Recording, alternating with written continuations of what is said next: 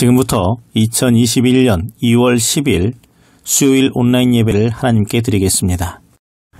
다 함께 사도신경으로 신앙 고백드립니다. 나는 전능하신 아버지 하나님 천지의 창조주를 믿습니다. 나는 그의 유일하신 아들 우리 주 예수 그리스도를 믿습니다. 그는 성령으로 잉태되어 동정녀 마리아에게서 나시고 본디오 빌라도에게 고난을 받아 십자가에 못 박혀 죽으시고 장사된 지 사흘 만에 죽은 자 가운데서 다시 살아나셨으며 하늘에 오르시어 전능하신 아버지 하나님 우편에 앉아 계시다가 거기로부터 살아있는 자와 죽은 자를 심판하러 오십니다. 나는 성령을 믿으며 거룩한 공교회와 성도의 교제와 죄를 용서받는 것과 몸의 부활과 영생을 믿습니다. 아멘. 다 함께 찬송가 405장 찬양합니다.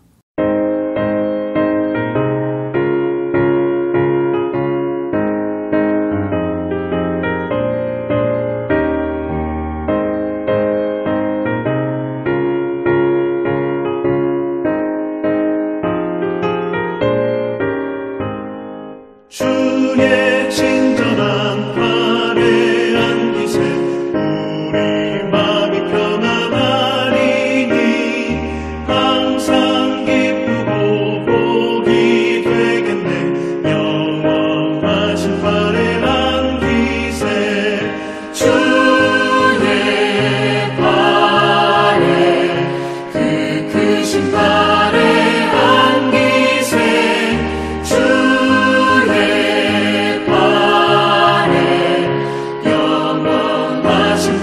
안기세 날이 갈수록 주의 사랑이 두루 광명하게 비치고 천상 가는 길 편히 가리니 영원하신 팔에 안기세 주의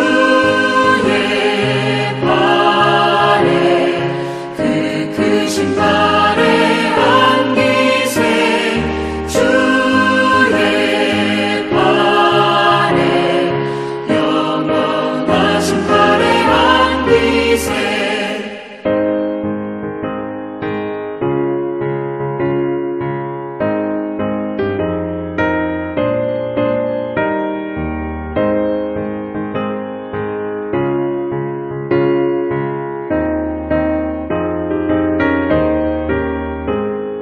주의 보좌로 나아갈 때에 기뻐 찬미 소리 외치고 겁과 두려움 없어지니 영원하신 팔에 안기세 주의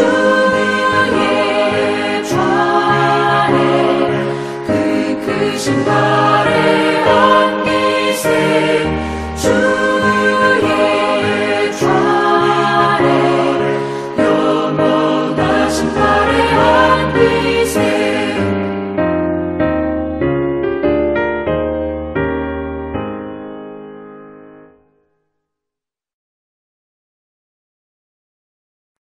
오늘 말씀은 신약성경 마태복음 5장 4절입니다. 같이 봉독합니다. 애통하는 자는 복이 있나니 그들이 위로를 받을 것이며 아멘. 할렐루야. 오늘은 지난 시간 심령이 가난한 자의 행복에 이어 두 번째 애통하는 자의 행복에 관한 말씀을 나누고자 합니다. 예수님께서는 애통하는 자는 복이 있나니 그들이 위로를 받을 것이며 라고 말씀하셨습니다. 여기서 애통이라고 하는 단어는 슬퍼하다라고 하는 의미를 가진 헬라어 단어 중에서 강렬한 슬픔을 표현할 때 사용되는 단어입니다. 구약에서는 이 단어가 그 아버지 야곱이 형제들에 의해서 요셉이 팔려간 것을 모르고 죽었다는 말만 믿고 그 옷을 찢으며 슬퍼했다고 할 때 쓰여졌던 그런 표현이기도 합니다. 그만큼 애통은 가슴 깊은 곳에서 우러나오는 억제할 수 없는 슬픔을 의미하는 것입니다. 그렇다면 이런 끔찍한 슬픔에 빠지는 것을 왜 예수님께서는 복된 자리에 있는 것이라고 말씀을 하셨을까요? 그것은 그런 깊은 슬픔에 빠진 사람이야말로 위로를 갈망하는 사람들이기 때문입니다. 그리고 참된 위로는 세상이나 어떤 사람으로부터 오는 것이 아니라 오직 하나님께로부터만 오는 것이기 때문입니다. 불교에서는 인생을 고해라고 합니다. 그래서 그 고해에 해당되는 생로병사를 해탈하는 사람이 열반에 이를 수 있는 것이다라고 해요. 때문에 그 열반에 이르기 위해서 사람들은 참선을 통해서 그리고 수양을 통해서 자신들에게 운명지어진 고통을 벗어나려고 하거나 또 내세에서 더 나은 상태로 살기 위해서 지금의 상태를 운명처럼 받아들이기도 합니다. 그러나 예수님께서는 인간들이 당하고 있는 모든 고통은 죄로 인한 것이라고 하셨어요. 그리고 그 고통을 위로할 자는 오직 죄를 사하실 수 있는 하나님 한 분뿐이라고 하셨습니다. 사실 죄에서 비롯된 우리의 깊은 슬픔은 어느 누구도 해결할 수 없는 것임을 우리는 경험하고 삽니다. 아무리 친밀한 사람이라도 근본적으로 우리의 깊은 슬픔을 위로해 줄 수가 없어요. 내 아픔, 내 슬픔을 100% 이해하는 사람이 누가 있겠습니까? 나 말고는 없어요. 남들이 나를 위로하지 못하는 이유가 위로하고자 하는 마음이 없어서가 아니라 그럴 능력이 인간 자체에게 없기 때문입니다. 그래서 예수님이 인간의 고통이 원인이 되는 그 죄를 사하시기 위해서 십자가를 지신 것입니다. 예수 그리스도의 십자가는 우리 개인과 공동체의 죄를 적나라하게 들추어내는 역할을 합니다. 만일 십자가를 대하면서도 자신의 죄를 깨닫지 못하고 울지 않는 사람은 하나님의 위로가 필요 없는 저주받은 사람들 뿐이에요. 우리 자신을 볼 때 경험하셨는지 모르겠습니다만은 예수님을 처음 만난 그날 정말 예수님이라고 하는 그분의 존재가 내 마음에 콱 하고 들이박힌 날 성경에 이루된 그 말씀이 바로 나에게 하신 말씀이라고 확실하게 깨달음이 오는 날 십자가 앞에서 눈물 콧물 다 흘려가면서 우리의 죄에 대해서 슬퍼하며 애통했을 것입니다. 그리고 또 말씀해 주시는 한없는 위로를 경험을 했을 것입니다. 초등학교에 다니는 한 여자아이가 어느 날 교회에서 통곡하는 것을 그 아버지인 목사님이 봤어요. 아버지는 고개 숙이며 통곡해하는 멍멍 울고 있는 자기 딸아이가 도대체 왜 우는지 그 이유를 물었습니다. 그때 그 아이가 말하기를 아빠, 예수님이 너무 불쌍해요. 예수님은 나 때문에 십자가에 달려 죽었어요. 하면서 계속해서 울더랍니다. 그 아이는 기독교의 원리는커녕 자기의 잘못이 무엇인지조차 제대로 자각할 수 없는 어린아이였습니다. 그런데도 십자가를 보면서 자기 때문에 예수님이 죽었다는 사실을 깨닫고 있었던 거예요. 오래전에 저희 둘째 아들이 교회에서 여름 수련회를 갔는데 초등학생이었습니다. 그래서 어린이를 대상으로 하는 한 신앙 캠프에 2박 3일을 보내서 제가 이제 그 교회 아이들 위로차 그리고 격려차 한번 저녁에 방문한 적이 있었습니다. 밤 9시, 10시 가까이 되는 그 시간에도 통성 기도가 큰 실내 체육관 같은 강당에서 이루어지고 있었어요. 계속해서 웅장한 음악이 앰프를 통해서 나오고 여기저기서 기도하는 소리도 들립니다. 저희 아들한테 기도 많이 했어? 하고 물었더니 그 아이가 말하기를 자기는 기도하라고 해서 기도했고 회개하라고 해서 회개했는데 자꾸 회개하래. 난 잘못한 것도 별로 없고 이미 그거 다 했는데 왜 자꾸 회개하라고 하는지 할 것이 없어. 그 말을 듣고 제가 웃었던 기억이 있습니다. 죄에 대해서 아이들이 어른보다 더 깊은 자각이 있을 수 있겠습니까? 거의 없죠. 그런데도 불구하고 십자가를 보면서 자신의 죄를 깨달을 수 있다는 이 어린아이는 대단한 것 아닙니까? 이처럼 십자가는 우리에게 우리의 죄에 대한 심각성을 일깨워주고 애통하게 만듭니다.